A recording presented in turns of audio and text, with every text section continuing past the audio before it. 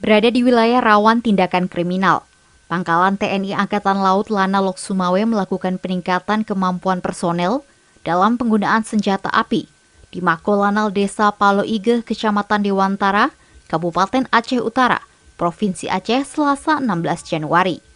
Pihak Lanal memastikan para komandan Pos AL dan Posal maupun prajurit menguasai teknik menembak guna mengantisipasi adanya tindakan yang melanggar hukum.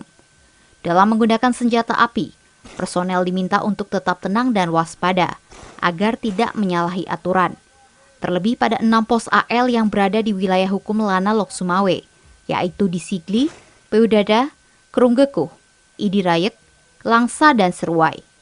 Komandan Lana Lok Sumawe, Kolonel Laut Pelaut Andi Susanto mengatakan, tidak hanya latihan menembak di darat, pihaknya juga turut mengadakan latihan menembak di laut dengan menggunakan berbagai senjata yang ada di kapal milik TNI AL, agar memaksimalkan pertahanan wilayah maritim. Pelaksanaan latihan menembak pistol khususnya bagi para dan Posal, di mana Posal jajaran Lana Lok Sumawe merupakan daerah yang sangat rawan, khususnya terhadap hewan peredaran narkoba, sehingga dengan pelatihan ini diharapkan meningkatkan kemampuan menembak dari komandan Posal dan seluruh prajurit pengawal Posal yang ada di jajaran Lana Lok Sumawe.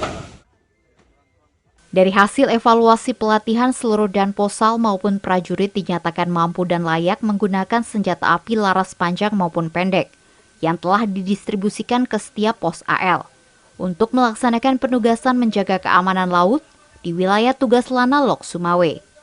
Dari Kabupaten Aceh Utara, Provinsi Aceh, Trifani, Kantor Berita Antara mewartakan.